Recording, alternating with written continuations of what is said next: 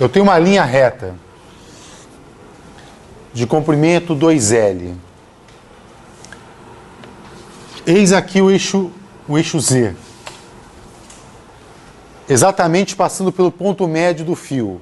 Então o fio se estende de menos L a L.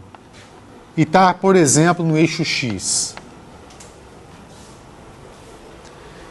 Ele está carregado com uma densidade lambda, né, linear, e a gente quer calcular o campo neste ponto P aqui, ó, a uma altura Z desse ponto, do ponto médio. Então é assim, pegue um elemento típico do meu fio, por exemplo, esse cara aqui, ó. Aqui tem um DQ.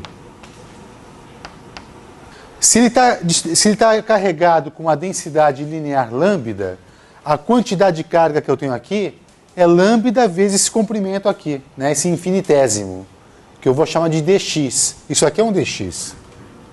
Então isso aqui é um lambda dx. Na verdade, ele está situado na posição x. Né? E o x varia de menos L até L.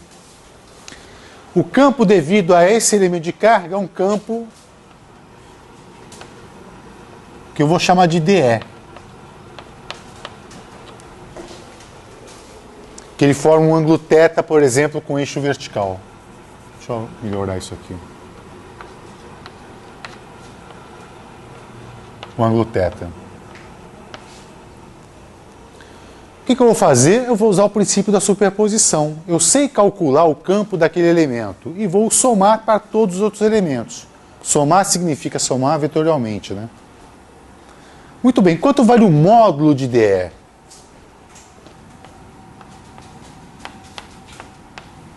Essa distância aqui, ó, ela vale x, essa altura vale z e, portanto, essa distância aqui, vou chamar de r, por exemplo. É claro que o R é igual a x2 mais E2. R2 igual a x2 mais E2. Eu quero escrever este vetor aqui, ó, o tamanho dele, o módulo. Então, como é que eu escrevo? Isso aqui é 1 sobre 4π, ε0. Tá, dq, que é lambda dx, né? Isso é o dq. Na verdade, é q sobre r quadrado, não é? Mas como a gente sabe que o dq é lambda dx sobre r2.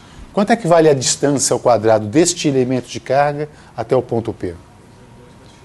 Ele vale esse r quadrado, que é igual a z2 mais x2. Então, sobre x2 mais z2. E aponta na direção daquele raio vetor lá, desenhado no quadro. Agora, existe uma simetria, porque, na verdade, eu posso decompor esse cara num plano horizontal e na vertical, né? E eu tenho uma simetria aqui que diz o seguinte: se eu pegar uma distância x simétrica em relação ao centro, na posição menos x, por exemplo, o campo aqui DE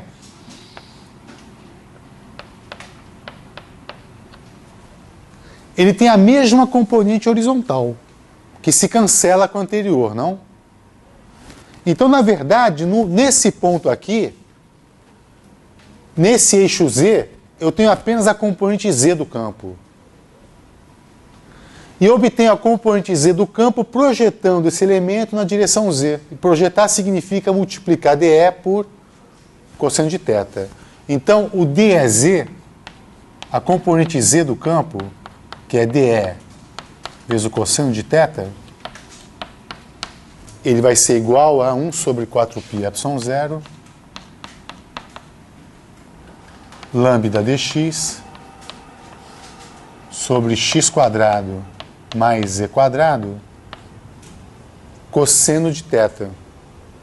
Agora, o cosseno de θ também eu posso expressar em termos de r, x e z, né? Quanto vale o cosseno de θ? Z sobre r. Z sobre r, então eu vou escrever assim: z sobre raiz quadrada de x2 mais z2. Isso aqui é o cosseno de θ. Beleza, agora o que nos resta é somar todas as componentes verticais Repara, se só tem componente vertical, a soma vetorial nesse caso se confunde a uma soma escalar, né? Então, o nosso campo é Z, o campo total, componente Z em Z, as componentes x e y se cancelam, na verdade, então isso vai ser igual a 1 sobre 4π y0, uma integral de lambda dx, tem aquele z que apareceu ali, né? Dividido por x2 mais z2, elevado a 3/2. E essa integral se estende de menos L até L. Né? Ela vai de menos L até L. Pronto. Esse é o problema resolvido. Falta a gente ver quanto é que dá aquela integral. Olha, a gente pode melhorar um pouco a cara desse cara, né? Então é z. Eu vou fatorar lambda z, que não vão fazer parte da integral, então eu tenho aqui lambda z sobre 4π y0. Eu posso fatorar, por exemplo, z quadrado daqui de dentro. Então isso aqui vai ficar 1 sobre z ao cubo. E aqui fica uma integral de dx sobre... Eu fatorei o z, ficou 1 no lugar dele. E aqui ficou x2 sobre z2 elevado a 3/2.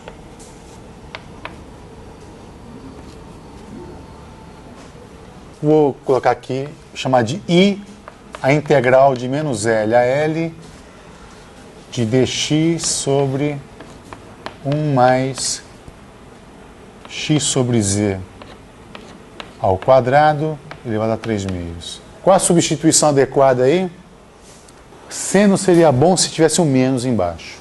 1 menos alguma coisa ao quadrado, seno ou cosseno é uma boa substituição. Quando tem mais tangente. Né? Então a derivada desse cara, então dx, o diferencial dx sobre z, vai ser, a derivada da tangente é secante ao quadrado.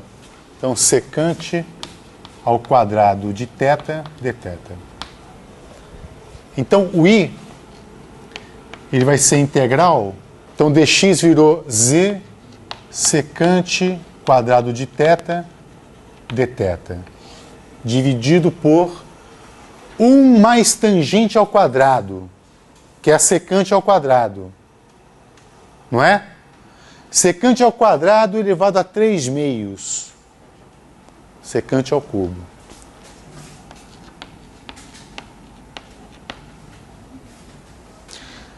Então isso aqui vai ser igual a z integral de cosseno θ dθ, que é seno θ. Então isso aqui é igual a z seno θ. Pergunta agora que eu te faço é a seguinte: eu quero voltar para a variável original, para poder substituir os extremos de integração. Se tangente θ é x sobre z, quem é seno θ? Exatamente, vai aparecer aqui, ó. Vou colocar o z daqui a pouco ali. Vai aparecer uma raiz quadrada de x2 mais z2. Tanto no seno quanto no cosseno aparece isso. Aí quando se divide seno sobre cosseno, ele corta. O seno vem com x e o cosseno com z. Como aqui é seno, então aqui é x. E tem esse z que estava aqui fora, né? Tá? E eu vou substituir os extremos de integração. Isso aqui é de menos L até L.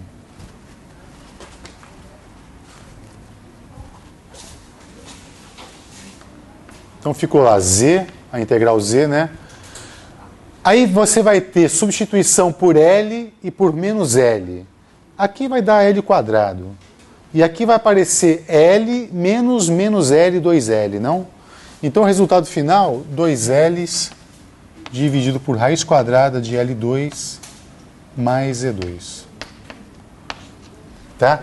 Vamos substituir a integral, o resultado aqui, e obter o campo. Então, o campo elétrico, de componente Z do campo elétrico, nós tínhamos lambda z sobre 4πε0, 1 sobre z ao cubo, e ali ficou z, 2Ls, raiz quadrada de L2 mais Z2. Componente z, que só depende de z, que eu tenho 2 lambda L, 4πε0, raiz quadrada de L2 mais Z2. Esse é o resultado. Tem esse Z ainda aqui, né? Opa, isso é importante. Então, tem o Z aqui, e aqui é 4πε0. Agora sim. Eu estou inseguro se esse resultado é bom ou não. Então, eu vou fazer algum teste para saber se ele é bom ou não. Quero testar o resultado. Qual que seria um bom teste aí, hein? Ou seja, ele está dizendo assim, olha, um bom teste é o seguinte, pega o Z muito grande, vai para o infinito. Porque se eu estou muito longe daquele fio, nessa perspectiva em que eu estou, aquilo para mim é uma carga pontual. Isso é razoável ou não? Então eu esperaria o resultado de uma carga pontual. Então o limite para Z tendendo a infinito do campo é Z, ele vai ser igual a, bom, 2 lambda L, ou lambda vezes 2Ls, 2Ls é o comprimento total e lambda é a densidade. Densidade vezes o comprimento total não vai me dar carga total? Carga total. Que? Eu tenho aqui aquela constante 1 sobre 4πε0. Quando Z é muito grande, Z quadrado mais L quadrado é aproximadamente Z quadrado. E a raiz quadrada vai dar Z. Z vezes Z, Z quadrado. Então ele vai com 1 sobre Z quadrado, que é o campo de uma carga pontual. Né? Ok, ele tem um bom comportamento. E se nós fôssemos para muito perto do fio? E o limite de EZ para Z tendendo a zero. Olha o que vai acontecer. Eu não posso fazer Z tendendo a zero aqui, que eu tenho uma divergência, né? Mas aqui dentro da raiz, eu tenho L quadrado, que é um número, mais um número que é quase zero. L quadrado. Raiz de L quadrado, L. Esse L vai se cancelar com este L aqui. Correto? Aí eu vou ter lambda sobre 2πε0 Z. Alguém lembra desse resultado aí? Um fio infinito. Esse é o campo de um fio infinito. Eu aposto que você resolveu esse problema lá na Física 2. O campo de um fio infinito. Cai com 1 sobre R. Né? Tem aquela cara ali. E claro que é um campo de um fio infinito, porque na perspectiva de um ponto muito próximo do fio, ele de fato é um fio infinito. Então aquele comportamento é bom, tanto nos limites de Z indo para infinito como indo para zero, então eu confio nesse resultado aqui. Ele me parece bastante razoável. Tá? Alguma dúvida?